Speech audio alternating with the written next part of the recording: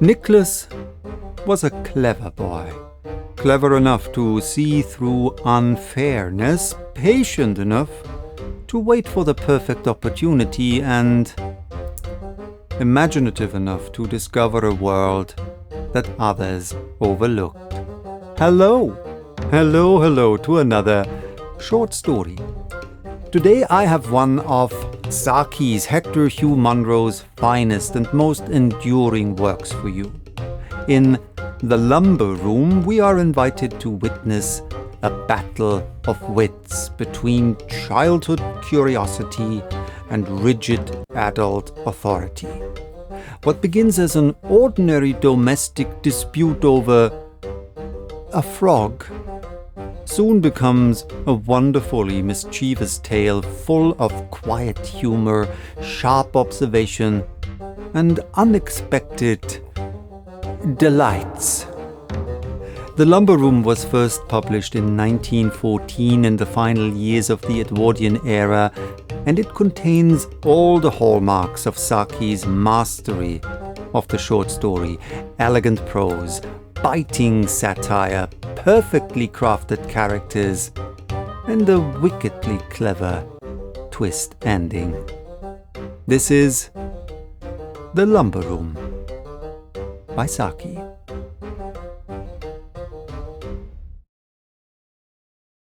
The children were to be driven as a special treat to the sands at Yakbra.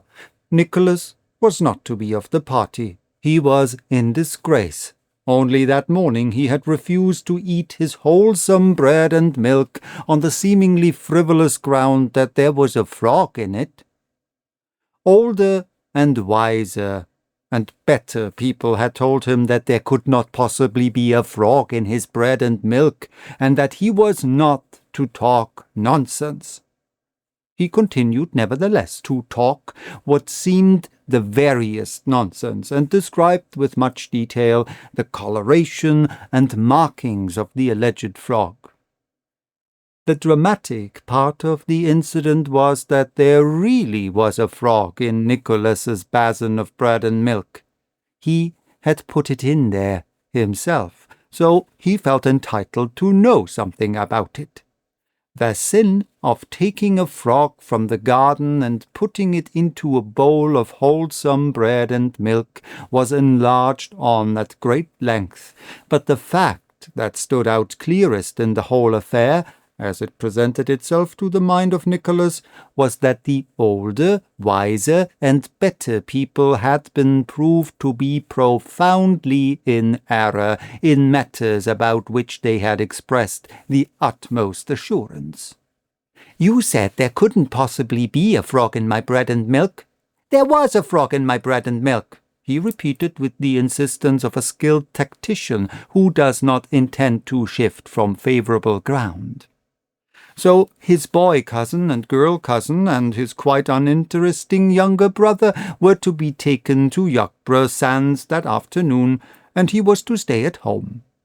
His cousin's aunt, who insisted by an unwarranted sketch of imagination in styling herself his aunt also, had hastily invented the Yakbra expedition in order to impress on Nicholas the delights that he had justly forfeited by his disgraceful conduct at the breakfast table. It was her habit, whenever one of the children fell from grace, to improvise something of a festival nature from which the offender would be righteously debarred. If all the children sinned collectively, they were suddenly informed of a circus in a neighboring town, a circus of unrivaled merit and uncounted elephants, to which, but for their depravity, they would have been taken that very day. A few decent tears were looked for on the part of Nicholas when the moment for the departure of the expedition arrived. As a matter of fact, however, all the crying was done by his girl cousin, who scraped her knee rather painfully against the step of the carriage as she was scrambling in. How she did howl, said Nicholas cheerfully as the party drove off without any of the elation of high spirits that should have characterized it. She'll soon get over that, said the soi-disant aunt. It will be a glorious afternoon for racing about over those beautiful sands. How they will enjoy themselves. Bobby won't enjoy himself much, and he won't race much either, said Nicholas with a grim chuckle. His boots are hurting him. They're too tight. Why didn't he tell me they were hurting? Asked the aunt with some asperity. He told you twice, but you weren't listening. You often don't listen when we tell you important things. You are not to go into the gooseberry garden, said the aunt, changing the subject. Why not? Demanded Nicholas. Because you are in disgrace, said the aunt loftily. Nicholas did not admit the flawlessness of the reasoning. He felt perfectly capable of being in disgrace and in a gooseberry garden at the same moment. His face took on an expression of considerable obstinacy. It was clear to his aunt that he was determined to get into the gooseberry garden. Only, as she remarked to herself, because I have told him he is not to. Now the gooseberry garden had 2 doors by which it might be entered, and once a small person like Nicholas could slip in there, he could effectually disappear from view amid the masking growth of artichokes, raspberry canes, and fruit bushes. The aunt had many other things to do that afternoon, but she spent an hour or 2 in trivial gardening operations among flower beds and shrubberies, whence she could keep a watchful eye on the 2 doors that led to the forbidden paradise. She was a woman of few ideas, with immense powers of concentration. Nicholas made 1 or 2 sorties into the front garden, wriggling his way with obvious stealth of purpose towards one or the other of the doors, but never able for a moment to evade the aunt's watchful eye. As a matter of fact, he had no intention of trying to get into the gooseberry garden, but it was extremely convenient for him that his aunt should believe that he had. It was a belief that would keep her on self-imposed sentry duty for the greater part of the afternoon. Having thoroughly confirmed and forfeited her suspicions, Nicholas slipped back into the house and rapidly put into execution a plan of action that had long germinated in his brain. By standing on the chair in the library, one could reach a shelf on which reposed a fat, important-looking key. The key was as important as it looked. It was the instrument which kept the mysteries of the lumber room secure from unauthorized intrusion, which opened the way only for aunts and such like privileged persons. Nicholas had not much experience of the art of fitting keys into keyholes and turning locks, but for some days past he had practised with the key of the schoolroom door. He did not believe in trusting too much to luck and accident.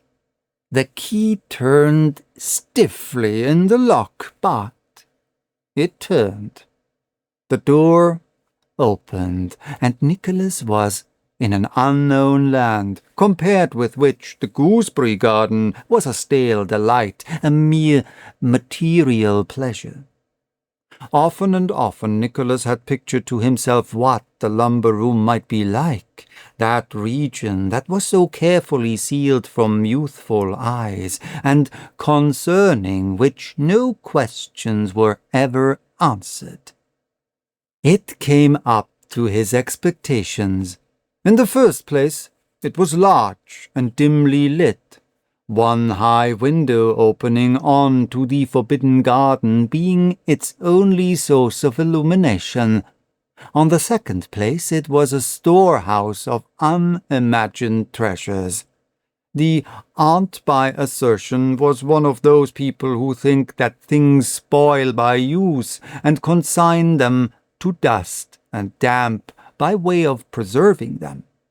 Such parts of the house as Nicholas knew best were rather bare and cheerless. But here there were wonderful things for the eye to feast on. First and foremost, there was a piece of framed tapestry that was evidently meant to be a fire screen. To Nicholas, it was a living, breathing story. He sat down on a roll of Indian hangings, glowing in wonderful colors beneath a layer of dust, and took in all the details of the tapestry picture. A man, dressed in the hunting costume of some remote period, had just transfixed a stag with an arrow. It could not have been a difficult shot, because the stag was only 1 or 2 paces away from him. In the thickly growing vegetation that the picture suggested, it would not have been difficult to creep up to a feeding stag. And the 2 spotted dogs that were springing forward to join in the chase had evidently been trained to keep to heel till the arrow was discharged. That part of the picture was simple, if interesting, but did the huntsman see what Nicholas saw? That 4 galloping wolves were coming in his direction through the woods? There might be more than 4 of them hiding behind the trees, and in any case would the man and his dog be able to cope with the 4 wolves if they made an attack? The man had only 2 arrows left in his quiver, and he might miss with 1 or both of them. All one knew about his skill in shooting was that he could hit a large stag at a ridiculously short range. Nicholas sat for many golden minutes revolving the possibilities of the scene. He was inclined to think that there were more than 4 wolves, and that the man and his dog were in a tight corner. But there were other objects of delight and interest claiming his instant attention. There were quaint twisted candlesticks in the shape of snakes, and a teapot fashioned like a china duck, out of whose open beak the tea was supposed to come. How dull and shapeless the nursery teapot seemed in comparison, and there was a carved sandalwood box packed with aromatic cotton wool, and between the layers of cotton wool were little brass figures, hump-necked bulls, and peacocks, and goblins, delightful to see and to handle. Less promising in appearance was a large square book with plain black covers. Nicholas peeped into it, and behold, it was full of coloured pictures of birds. And such birds! In the garden and in the lanes where he went for a walk, Nicholas came across a few birds, of which the largest were an occasional magpie or wooden pigeon. There were herons and bustards, kites, toucans, tiger bitterns, brush turkeys, ibises, golden pheasants, a whole portrait gallery of undreamed-of creatures. And as he was admiring the colouring of the mandarin duck and assigning a life history to it, the voice of his aunt, in shrill vociferation of his name, came from the gooseberry garden without. She had grown suspicious at his long disappearance, and had leapt to the conclusion that he had climbed over the wall behind the sheltering screen of the lilac bushes. She was now engaged in energetic and rather hopeless search for him among the artichokes and raspberry canes. "Nicholas! Nicholas!" she screamed. "You are to come out of this at once. It's no use trying to hide there. I can see you all the time." It was probably the first time for 20 years that anyone had smiled in that lumber room. Presently the angry repetitions of Nicholas's name gave way to a shriek and the cry for somebody to come quickly. Nicholas shut the book, restored it carefully to its place in a corner, and shook some dust from a neighbouring pile of newspapers over it.